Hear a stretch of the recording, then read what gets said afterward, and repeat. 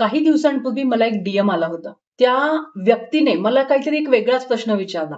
तो म्हणाला, "दीदी, तुमचा देवावर विश्वास आहे का कर्मावर?" मी त्या व्यक्तीला लगेच उत्तर दिलं नाही. कारण मला वाटलं, तो जो प्रश्न विचारतोय हा ना देवाबद्दलचा प्रश्न आहे, ना कर्माबद्दलचा प्रश्न आहे. हा प्रश्न त्याच्या मनात चाललेल्या विचारांबद्दलचा आहे. मी विचार केल्यानंतर मला ह्या गोष्टीचं रिअलायझेशन झालं, की त्याच्या माइंडमध्ये काहीतरी चालू आहे. म्हणून मी लगेच त्याला विचारलं, "हा प्रश्न अचानक तुला का पडला?" तेव्हा त्याने मला सांगितलं, की "मी खूप एफर्ट्स टाकतोय, पण मला पाहिजे तसा जॉब नाही भेटत आहे." आणि एक्झॅक्टली त्याच क्षणाला मला ह्याची जाणीव झाली, की हा फक्त एका व्यक्तीच्या मनामध्ये उठलेला प्रश्न नाहीये.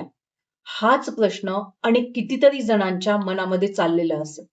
आणि हा व्हिडिओ बनवण्याचं एकमेव कारण हेच आहे. कितीतरी जणांच्या मनामध्ये एक्झॅक्टली हेच असेल, मी खूप मेहनत करतेय, मी खूप एफर्ट्स टाकतेय, मी रोज प्रेयर्स करते, मी रोज ग्रॅटिट्यूड लिहिते, मी रोज गोल्स लिहिते, पण जे काही माझे गोल्स आहेत ते अचीव होत नाहीयेत. तुम्ही पण त्यातले एक आहात का? तुमच्याही मनात असाच प्रश्न येत आहे का? आणि जेव्हा या गोष्टीबद्दल विचार केला, तेव्हा मला एक गोष्ट जाणवली. आपल्याला असं वाटत असतं, आपण त्या फेजमध्ये देवावर शंका घेतो किंवा जे माझे कर्म आहेत, ते कर्म नीट आहेत की नाही यावर आपली शंका घेतली जाते.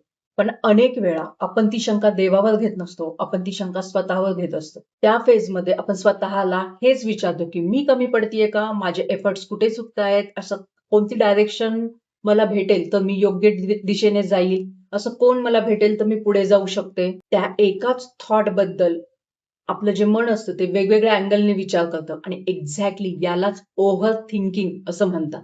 कारण या सगळ्यांमध्ये ना गोष्ट एकच असते, पण त्या एका गोष्टीचा मन हा वेगवेगळ्या अँगलने अर्थ लावत असतं. आता coming back to the answer of that question जो मला विचारला होता, तुमचा देवावर विश्वास आहे की कर्मावर?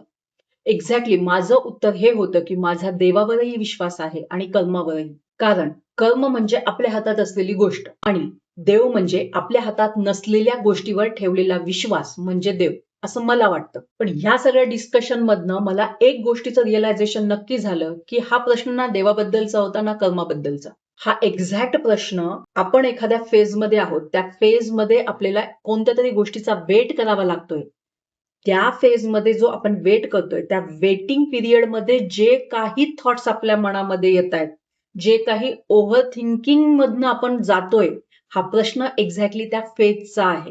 ज्या वेटिंग पिरियडमध्ये ज्या हजारो शंका आपल्या मनामध्ये येतात ना, हा प्रश्न त्या शंकेच्या अराउंड आहे. आणि कदाचित म्हणूनच जीवनातली सगळ्यात मोठी लढाई ही कोणत्याही परिस्थितीशी नसते, तर ती लढाई आपल्या स्वतःच्या मनाशी असते. आणि म्हणूनच आज मी तुम्हाला एक प्रश्न विचारणार आहे. तुम्हाला खरंच कोणत्याही परिस्थितीत देवावर शंका येते का स्वतःवर शंका येते? आणि हो, या प्रश्नाचं उत्तर कॉमेंटमध्ये नक्की लिहा. Thank you so much.